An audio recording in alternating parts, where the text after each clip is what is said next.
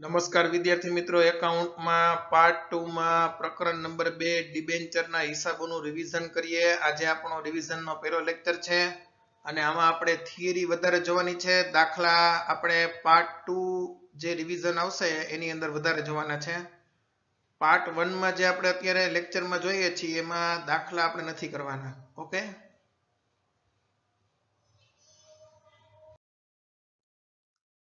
ચાલો જુઓ. સામાન્ય રીતે કંપની શું કરે તો કે શેર મૂડી બહાર પાડીને ભંડોળ એટલે કે ફંડિંગ મેળવે છે. પણ ઘણી વખત કંપનીને વધારે પૈસાની જરૂર હોય. હવે કંપનીને વધારે પૈસાની જરૂર હોય કંપની શું કરશે તો કે શેર મૂડી તો બહાર પાડી દીધી હોય, શેર તો બહાર પાડી દીધા હોય એટલે એ તો ભંડોળ ભેગું થઈ ગયું હોય, પણ હજી વધારે જરૂર હોય તો કે કંપની લોન લેશે અથવા તો ઉછીની રકમ લેશે. હવે એના માટે કંપની શું કરે તો કે લાંબા ગાળાની લોન બેંક કે નાણાકીય સંસ્થાઓ પાસેથી મેળવે છે. બરાબર. હવે એની પણ લિમિટેશન હોય લોનની. તો આવા સંજોગોમાં કંપની શું કરશે તો કે કંપની છે એ જાહેર પ્રજામાં જેમ શેર બહાર પાડે છે એવી રીતના જામીનગીરી બહાર પાડી અને ભંડોળ મેળવે છે. આ જે જામીનગીરી છે એને ડિબેન્ચર કે બોન્ડ તરીકે ઓળખવામાં આવે છે. બરાબર, તો કરો અંડરલાઈન. ત્રીજી લીટીમાં ઘણીવાર મોટા રોકાણ માટે નાણાકીય સંસ્થાઓ પાસેથી લોન કે ધિરાણ મેળવવાને બદલે કંપની જાહેર પ્રજા પાસેથી જામીનગીરી બહાર પાડી ભંડોળ મેળવી શકે છે. આવી જામીનગીરીને ડિબેન્ચર કે બોન્ડ તરીકે ઓળખવામાં આવે છે. હવે કોઈ પણ કંપની છે ને એને ઉછીના પૈસા લેવાની ગર્ભિત સત્તા છે કંપની ધારા મુજબ. એટલે આ ગર્ભિત સત્તાને આધારે કંપની શું કરે તો કે જાહેર જનતા પાસેથી આ રીતે લાંબા ગાળા માટે નાણાં ઉછીના મેળવે છે. તો અંડરલાઈન કરો. કંપની જાહેર જનતા પાસેથી લાંબા ગાળા માટે નાણાં ઉછીના મેળવે છે. આ રીતે નહીં, કંપની જાહેર જનતા પાસેથી લાંબા ગાળા માટે નાણાં ઉછીના મેળવે છે.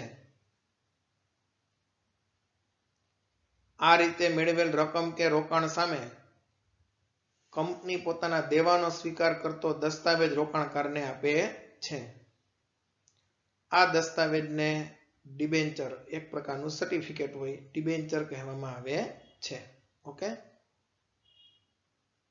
તો આ ડિબેન્ચરની ડેફિનેશન થઈ, પાકી કરી નાખજો. અંડરલાઈન કરાયું છે. હવે જે લોકો કંપનીને ઉછીના પૈસા આપે એની સામે કંપની એને શું આપે તો કે સર્ટિફિકેટ આપે, જેને આપણે ડિબેન્ચર તરીકે ઓળખીએ છીએ. અથવા તો આ ડિબેન્ચર કોઈની પાસે હોય તો એની પાસેથી બીજી વ્યક્તિ ખરીદી શકે છે. ટૂંકમાં જેની પાસે ડિબેન્ચર હોય ને, અથવા તો ડિબેન્ચર ધારણ કરનાર જે વ્યક્તિ છે એને ડિબેન્ચર હોલ્ડર તરીકે ઓળખવામાં આવે છે.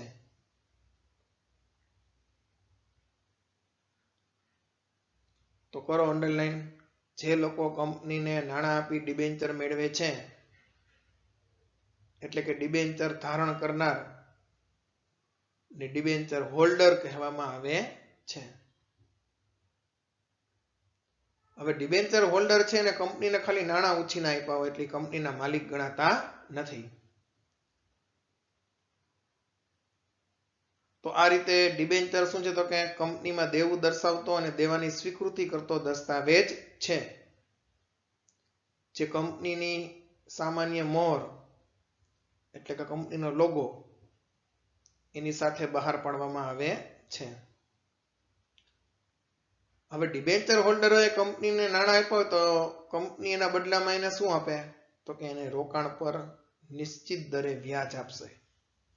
માની લો કે મારી પાસે રિલાયન્સના કે બજાજના ડિબેન્ચર હોય, 1 લાખ રૂપિયાના ડિબેન્ચર મેં રિલાયન્સના લીધા હોય, તો બદલામાં રિલાયન્સ મને શું આપશે તો કે એના ઉપર વ્યાજ આપશે. ડિબેન્ચર ઉપર જે વળતર મળે એને વ્યાજ કહેવાય, જે ડિબેન્ચર હોલ્ડર માટે આવક થશે અને કંપની માટે ખર્ચ થશે. અને જ્યારે મેં રિલાયન્સને 1 લાખ રૂપિયા ઉછીના આપ્યા હોય એટલે કે રિલાયન્સના ડિબેન્ચર જ્યારે મેં ખરીદા હોય ત્યારે એમાં શરત લખી જ હોય કે 5 વર્ષ કે 7 વર્ષ પૂરા થાય એટલે મારે ડિબેન્ચર પાછા આપી દેવાના અને કંપની મને મારા પૈસા પાછા આપી દે. બરાબર, તો આ રીતે પ્રોસેસ હોય છે.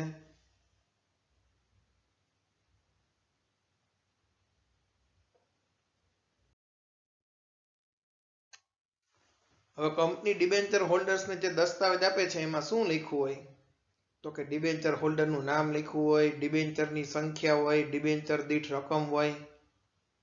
ડિબેન્ચર માની લો કે મારી પાસે રિલાયન્સના ડિબેન્ચર હોય તો રિલાયન્સના ચોપડે પણ મારું નામ હોય અને ઉપરાંતમાં મને જે રિલાયન્સ ડિબેન્ચર સર્ટિફિકેટ આપે એમાં મારું નામ લખ્યું હોય.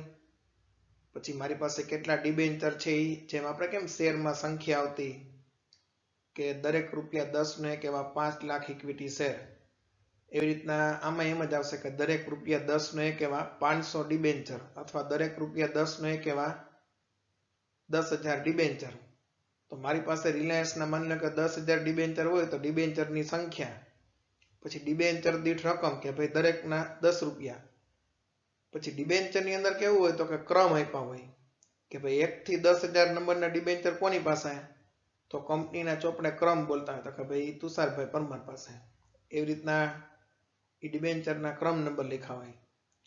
પછી નિશ્ચિત વ્યાજ દર, રિલાયન્સના ડિબેન્ચર મારી પાસે હોય તો રિલાયન્સ વાળા શું કરશે તો કે મારી પાસે ₹1 લાખ ડિબેન્ચર હોય કુલ, એટલે રિલાયન્સ વાળા દર વર્ષે મને ₹1 લાખ ઉપર 5%, 10%, 11%, 12% જે કંઈ નિશ્ચિત દર ડિબેન્ચર બહાર પાડ્યા હોય ત્યારે થઈ ગયો હોય નક્કી, એ મુજબ રિલાયન્સ મને વ્યાજ ચૂકવશે.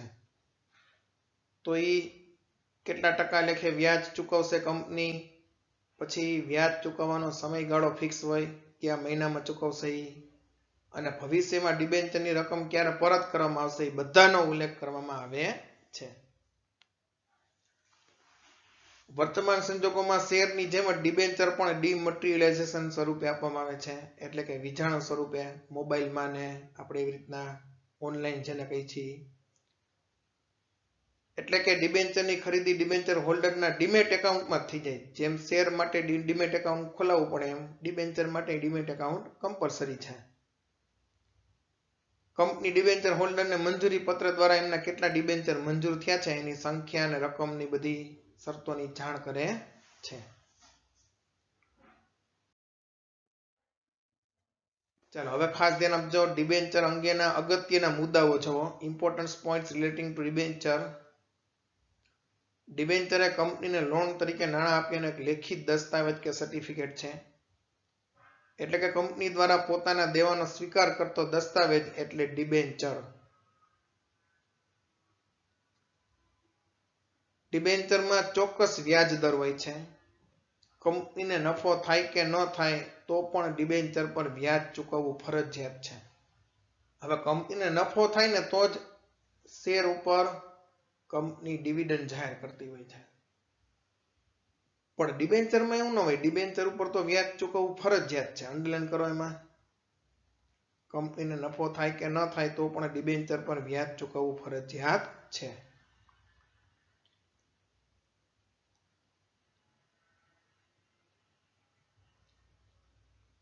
હવે ડિબેન્ચર પર જે દરે વ્યાજ આપવામાં આવે છે ને એની ઓળખાણ થઈ જાય. 8%ના ડિબેન્ચર, 10%ના ડિબેન્ચર, એટલે ડિબેન્ચરની આગળ ટકાવારી તો લખી જ હોય જે ડિબેન્ચર પર વ્યાજનો દર દર્શાવે છે. પછી ડિબેન્ચર જ્યારે બહાર પાડવામાં આવે ને ત્યારે જ ફિક્સ હોય. 5 વર્ષ, 7 વર્ષ એમાં સમયગાળો ફિક્સ હોય. એ પૂરો થાય એટલે ડિબેન્ચર હોલ્ડર્સ પાકતી મુદત આવે એટલે એને નાણાં પરત મળી જાય. હવે કરો અંડરલાઈન ખાસ. કંપની ધારા 2013માં ફેરફાર થયો કે કોઈ પણ કંપની 10 વર્ષથી વધુ મુદતના ડિબેન્ચર બહાર પાડી શકશે નહીં. જો ઇન્ફ્રાસ્ટ્રક્ચર પ્રોજેક્ટમાં કામ કરતી હોય ને કંપની તો જ 10 વર્ષથી વધુ મુદતના બહાર પાડી શકશે. કરી નાખો આખું અંડરલાઈન. પરંતુ એ 30 વર્ષથી તો વધારે સમયગાળો ન જ હોવો જોઈએ.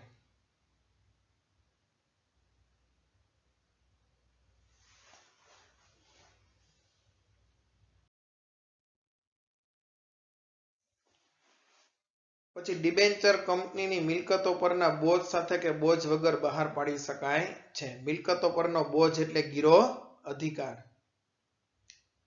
એટલે કેવી રીતના હોય? માની લો કે કોઈ કંપની ડિબેન્ચર બહાર પાડીને નાણાં ઉછીના લે અને પછી જેમ વિજય માલ્યા છે એ વયો ગયો લંડન, ભાગી ગયો, કિંગફિશરનો માલિક, તો પાછળથી બધાએ જેને જેને રોકાણ કર્યું હતું એ બધાને રોવાનો વારો આવ્યો. એવું ન થાય એટલા માટે શું કરવું જોઈએ? તો કે જ્યારે તમે કોઈ પણ કંપનીના ડિબેન્ચર ખરીદો ત્યારે તમે એ જે તે કંપનીને નાણાં ઉછીને આપો છો. તો તમે ઉછીના પૈસા કોને આપો? તમને એના ઉપર ભરોસો હોય કે આ પૈસા મને પરત આપી દેશે. એવી રીતના કંપનીનો ભરોસો કેમ કરાય? તો કે ઘણી વખત મોટાભાગની કંપનીઓ એવું કરતી હોય છે તો કે એની મિલકતો છે ને એ બેંકમાં ગીરવે મૂકતી હોય છે અને પછી ડિબેન્ચર બહાર પાડતી હોય, જેથી કરીને એવા ડિબેન્ચર જો તમે ખરીદા હોય તો માની લો કે કંપની ઉઠી જાય તો કંપનીની મિલકત તો બેંકમાં પડી જ છે. બેંક ઈ મિલકત વેચી નાખે ને એમાંથી ડિબેન્ચર હોલ્ડરોને પૈસા પરત કરી દે તો તમારી સિક્યોરિટી વધી જાય. બરાબર? હવે જેમ શેરનું ખરીદ વેચાણ થાય એમ ડિબેન્ચરનું ખરીદ વેચાણ થાય સ્ટોક એક્સચેન્જમાં. અને ડિબેન્ચરની બજાર કિંમત છે એ મૂળ કિંમત જેટલી હોય એનાથી વધારે હોય એનાથી ઓછી હોય.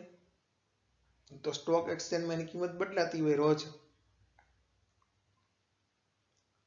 પછી ડિબેન્ચર બહાર પાડ્યા હોય ત્યારે જો શરત મૂકી હોય તો આવા ડિબેન્ચરનું શેરમાં રૂપાંતર થઈ શકે છે, જેને કન્વર્ટિબલ ડિબેન્ચર કહેવાય. કન્વર્ટ એટલે રૂપાંતરિત.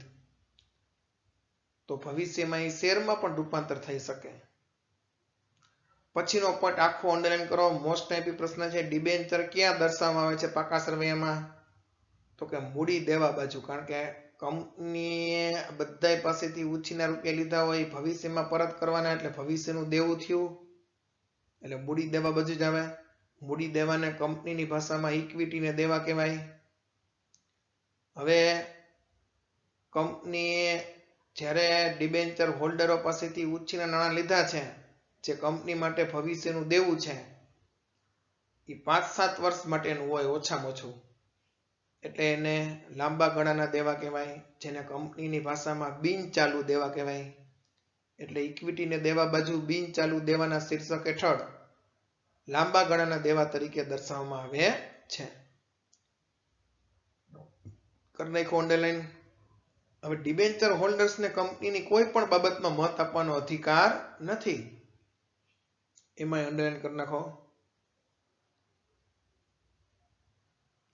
અને ડિબેન્ચર એ ઉછીની લીધેલી રકમ છે કંપનીની, એટલે એમાં ડિબેન્ચર હોલ્ડર અરજીની રકમ ભરે, મંજૂરીની રકમ ભરે ને હપ્તાની રકમ ન ભરે તો કઈ કંપની ડિબેન્ચર જપ્ત ન કરી શકે.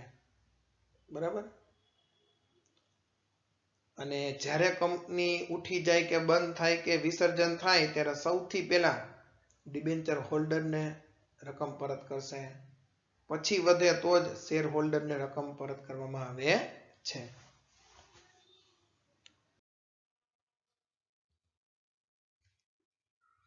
ચાલો, પહેલી રીત છે રીત નંબર 1, ડિબેન્ચર મૂળ કિંમતે બહાર પાડવાની જરૂરિયાત. ડિબેન્ચર 3 રીતે બહાર પાડી શકાય. ડિબેન્ચર મૂળ કિંમતે, પ્રીમિયમથી ને વટાવથી એમ ત્રણેય રીતે બહાર પાડી શકાય. શેર માત્ર ને માત્ર મૂળ કિંમતે અને પ્રીમિયમથી જ બહાર પાડી શકાય. જ્યારે ડિબેન્ચર 3 રીતના બહાર પાડી શકાય. મૂળ કિંમતે, પ્રીમિયમથી ને વટાવથી. પહેલા આપણે મૂળ કિંમતે બહાર પાડવાની જરૂરી આમનોંધ જોઈએ તો શેર મૂડી જેવી જ આમનોંધ છે. આ બધું આપણે થિયરી માટે જ ખાસ યાદ રાખવાનું છે. પેલી આમનોંધ આવશે, અરજીના નાણાં મળે એટલે બેંક ખાતે ઉધાર, તે ડિબેન્ચર અરજી ખાતે જમા. હવે અરજીના નાણાં, અહીંયા શેર મૂડીની જગ્યાએ ડિબેન્ચરનું ખાતું હોય એટલે ડિબેન્ચર ખાતે રકમ જાય. ડિબેન્ચર અરજી ખાતે ઉધાર, તે ખાલી જગ્યા ટકાના ડિબેન્ચર ખાતે જમા. અહીંયા બધી રકમ છેલ્લે ડિબેન્ચર ખાતે જશે. હવે મંજૂરી નાણાં મગાવીએ એટલે આની જેવી જ આમનોંધ આવશે, ડિબેન્ચર મંજૂરી ખાતે ઉધાર, તે ખાલી જગ્યા ટકાના ડિબેન્ચર ખાતે જમા. મંજૂરી નાણાં મળે એટલે ચેક આવે એટલે બેંક ખાતે ઉધાર અને મંજૂરીનું ખાતું બંધ થાય એટલે તે ડિબેન્ચર મંજૂરી ખાતે જમા. ત્રીજી ને ચોથી આમનોંધ છે એમાં હપ્તો મૂકી દો એટલે હપ્તાની આમનોંધ થઈ જાય. ડિબેન્ચર હપ્તા ખાતે ઉધાર તે ખાલી જગ્યા ટકાના ડિબેન્ચર ખાતે જમા. હવે ચોથા જેવી છઠ્ઠી આમ નોંધ, બેંક ખાતે ઉધાર તે ડિબેન્ચર હપ્તા ખાતે જમા. ક્લિયર બધાને?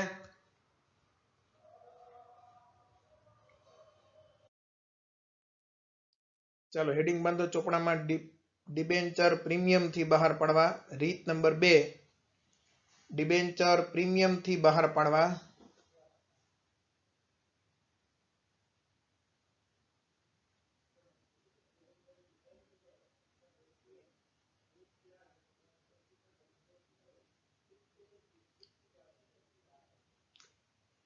હવે એમાં તમારે કઈ લખવાનું નથી, ખાલી જોવો.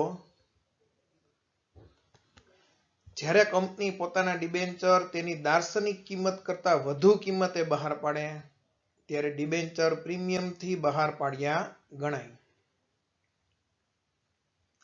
આવી પ્રીમિયમની રકમ છે એ જામીનગીરી પ્રીમિયમ ખાતે લઈ જવામાં આવે છે, જે કંપની માટે મૂડી નફો છે એટલે જમા થશે, નફો છે એટલે. બરાબર? તો આ રીતે જામીનગીરી પ્રીમિયમ ખાતું ડિબેન્ચરની અંદર પણ ખુલશે. તો પેલો સ્ટાર કરીને લખો. જ્યારે કંપની પોતાના ડિબેન્ચર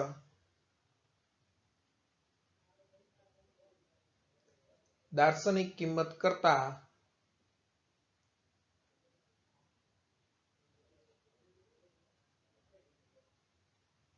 વધુ કિંમતે બહાર પાડે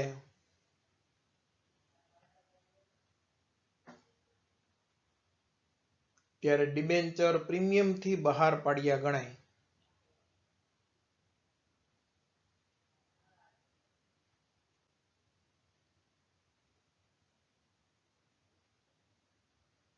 બસ. હવે જો જેમ કે 100 રૂપિયાનો ડિબેન્ચર 130 માં બહાર પાડે તો 30 રૂપિયા પ્રીમિયમ કહેવાય, જામીનગીરી પ્રીમિયમ. પછીનો સ્ટાર કરીને લખો.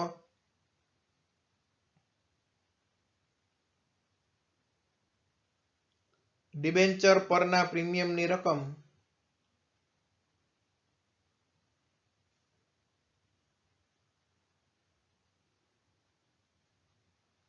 જામીનગીરી પ્રીમિયમ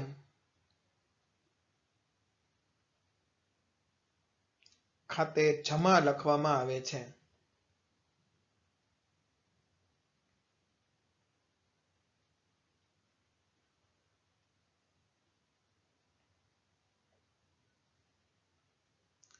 પછીનો સ્ટાર કરીને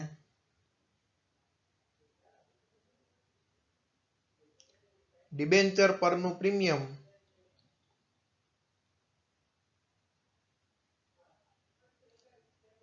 એ મૂડી નફો છે.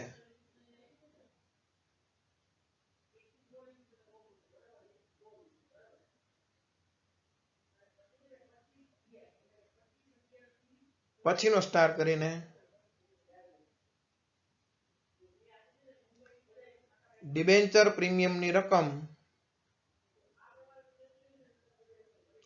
કંપનીના પાકા સરવૈયામાં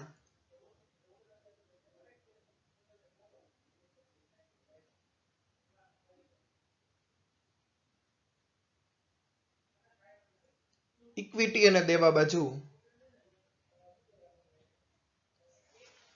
અનામત અને વધારાના શીર્ષક હેઠળ દર્શાવવામાં આવે છે.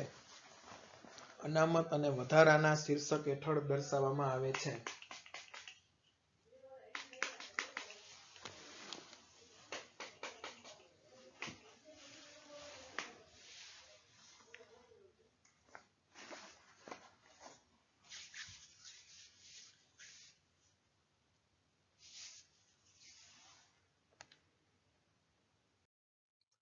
હવે આપણે ડિબેન્ચર પ્રીમિયમ થી બહાર પાડવામાં આવે તો એની આમનોંધ જોઈએ. તો મૂળભૂત આમનોંધમાં તે જામીનગીરી પ્રીમિયમ ખાતે જમા આવશે. બરાબર?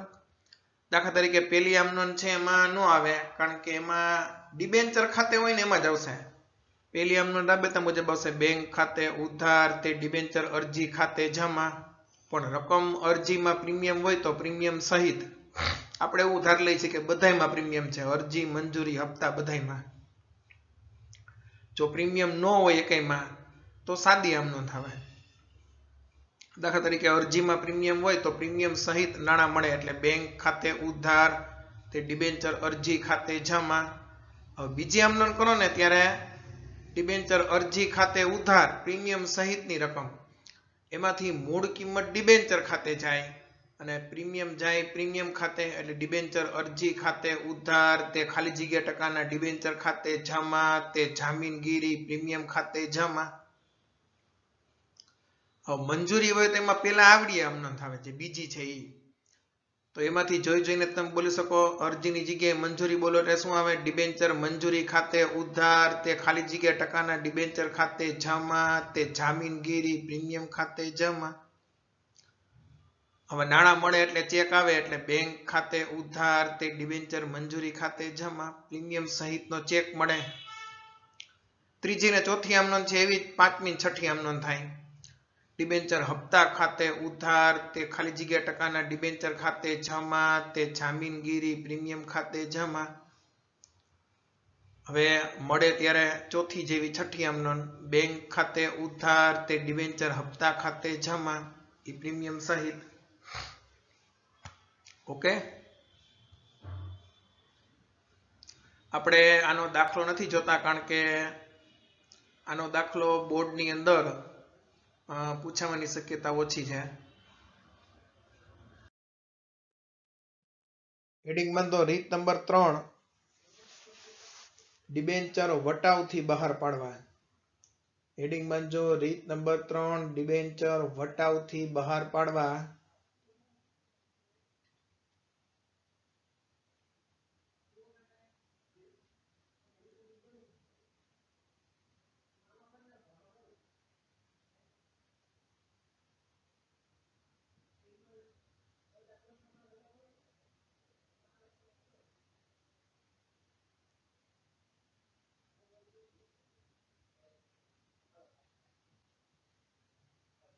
ચાલો એમાં જુઓ, લખો પેલો સ્ટાર કરીને કંપની પોતા આમાં વટાવ આવશે, શેર મૂડીમાં ન આવતો. કંપની પોતાના ડિબેન્ચર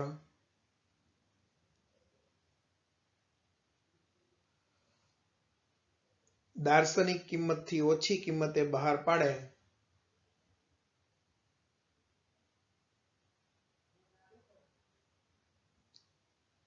ત્યારે તે ડિબેન્ચર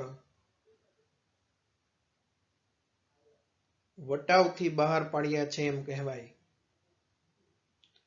વટાવથી બહાર પાડ્યા છે એમ કહેવાય. જુઓ ઉદાહરણમાં દાખલા તરીકે 100 રૂપિયાનો ડિબેન્ચર 90 માં બહાર પાડવામાં આવે તો 10 રૂપિયા ડિસ્કાઉન્ટ કહેવાય. શેરમાં આવું ન હોય, ડિબેન્ચરમાં જ હોય. પછીનો સ્ટાર કરીને લખો ડિબેન્ચર વટાવ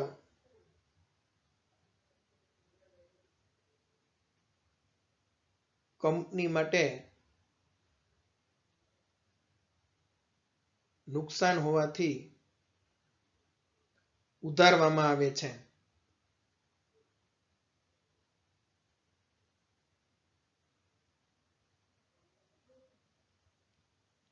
હવે ખાલી જુઓ કેટલું ડિસ્કાઉન્ટ રાખવું એના માટે કંપની ધારામાં કોઈ જોગવાઈ નથી. અને પછીનો પોઈન્ટ બહુ જ મહત્વનો, ઘણીવાર તમને કહેશે નહીં કે વટાવ ક્યાં ગણવો, અરજીમાં કે મંજૂરીમાં. તો આવા સંજોગોમાં મંજૂરીમાં ગણવાનો.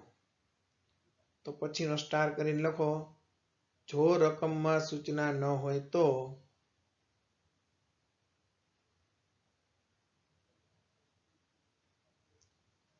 મંજૂરી વખતે વટાવ ગણવામાં આવે છે.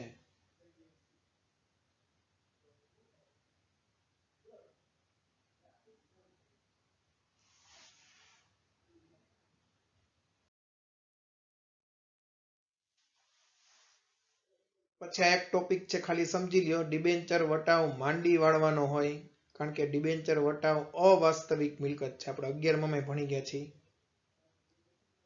તો આ નુકસાન છે એ મૂડી ખોટ છે. ઓલો મૂડી નફો તો આ મૂડી ખોટ છે. તો એને માંડી વાળવામાં આવે છે. તો માંડી વાળીને એની આમ નોંધ શું થાય? તો એની આમ નોંધ થાય થિયરી માટે છે. કાં તો જામીનગીરી પ્રીમિયમ અગાઉનું હોય તો એની સામે માંડી વાળવામાં આવે, અધરવાઇઝ નફા નુકસાન ખાતે લઈ જવામાં આવે તો નફા નુકસાન ખાતે ઉધાર એટલે અહીંયા નફા નુકસાન પત્રક કહેવાય એને નફા નુકસાન પત્રક ખાતે ઉધાર તે ડિબેન્ચર વટાવ ખાતે જમા આપણે ડિબેન્ચર બહાર પડતા થયેલ નુકસાન ખાતે હજી નથી જોવાનું ખાલી ડિબેન્ચર વટાવ ખાતે જમા આટલું જ જોવાનું છે ઓકે તો આ કઈ આપણે લખવું નથી ખાલી થિયરી માટે સમજવાનું હતું આગળ જાય છે હવે વટાવની આમ નોંધ જોઈએ તો જો અરજીમાં વટાવ હોય વટાવ બધાયમાં નહીં હોય કા અરજીમાં હોય કા મંજૂરીમાં હોય અને જો સૂચના ન આપે તો મંજૂરીમાં ગણવાનો દાખલા તરીકે અરજીમાં વટાવ હોય તો પેલી આમ નોંધ શું આવશે બેંક ખાતે ઉધાર તે ડિબેન્ચર અરજી ખાતે જમા પ્રીમિયમ હોય ને તો પ્રીમિયમ સહિત હોય વટાવ હોય તો વટાવ બાદ હોય હવે બીજી આમ નોંધમાં પ્રીમિયમ હોય તો જામીનગીરી પ્રીમિયમ ખાતે જમા થાય અને વટાવ હોય તો વટાવ ખાતે ઉધાર થાય જેમ કે રાબેતા મુજબની આમ નોંધ છે ડિબેન્ચર અરજી ખાતે ઉધાર તે ખાલી જગ્યા ટકાના ડિબેન્ચર ખાતે જમા એમાં વટાવ હોય તો વટાવ ખાતે ઉધાર થાય પ્રીમિયમ હોય તો જમા થાય જેમ કે અહીંયા વટાવ છે એટલે વચ્ચે એડ થાય ડિબેન્ચર વટાવ ખાતે ઉધાર ક્લિયર હવે માની લો કે મંજૂરીમાં વટાવ હોય કાંઈ ન કે તો હંમેશા મંજૂરીમાં વટાવ ગણવાનો થાય તો મંજૂરીની પેલી આમ નોંધોની બીજી છે એ પેલી આવે એટલે અરજીની જગ્યાએ મંજૂરી બોલો એટલે શું થાય ડિબેન્ચર મંજૂરી ખાતે ઉધાર ડિબેન્ચર વટાવ ખાતે ઉધાર તે ખાલી જગ્યા ટકાના ડિબેન્ચર ખાતે જમા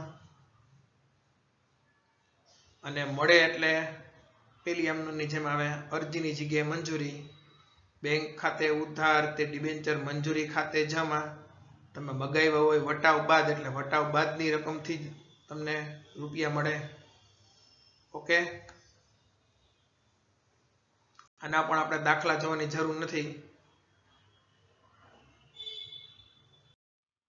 ચાલો અત્યાર સુધી આપણે આમ નોંધ જોઈ ને એ બધી હપ્તે હપ્તે રકમ મગાવવામાં આવે એટલે અરજી મંજૂરી હપ્તો જ્યારે હવે આપણે એવી આમ નોંધ જોઈ છે કે જેની અંદર એક સાથે રકમ મગાવવામાં આવે તો ડિબેન્ચર ની અંદર જ આવું આવશે શેર મૂડીમાં એવું નહીં આવે ડિબેન્ચર ની અંદર જ્યારે રકમ એક સાથે મગાવવામાં આવે બરાબર ત્યારે જે પેલી બે આમ નોંધ છે એ જ આમ નોંધ થાય અને એમાં અરજીની સાથે મંજૂરી લાગી જાય દાખલા તરીકે મૂળ કિંમતે બહાર પાડ્યા હોય શેર તો પેલી આમ નોંધ બેંક ખાતે ઉધાર તે ડિબેન્ચર અરજી ખાતે જમા એની જગ્યાએ ડિબેન્ચર અરજી અને મંજૂરી ખાતે જમા અને બીજી આમ નોંધ જે આપણે કરતા ડિબેન્ચર અરજી ખાતે ઉધાર તે ખાલી જગ્યા ટકાના ડિબેન્ચર ખાતે જમા એની જગ્યાએ ડિબેન્ચર અરજી અને મંજૂરી ખાતે ઉધાર એવું લખવાનું બાકી કઈ ફેરફાર નહીં બરાબર આ મૂળ કિંમતે બહાર પડતા હવે પ્રીમિયમ થી હોય ને તો બીજી આમ નોંધ છે એમાં તે જામીનગીરી પ્રીમિયમ ખાતે જમા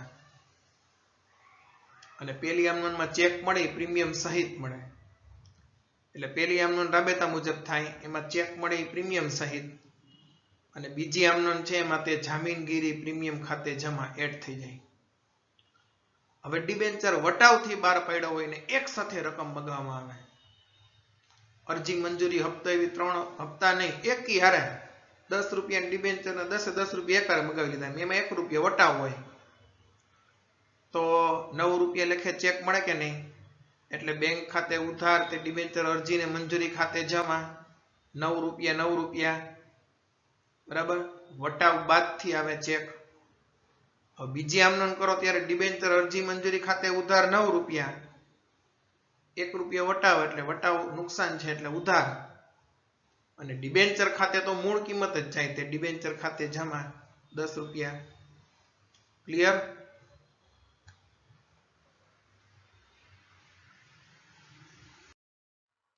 થેન્ક યુ વેરી મચ અસ્તુ જય હિન્દ જય ભારત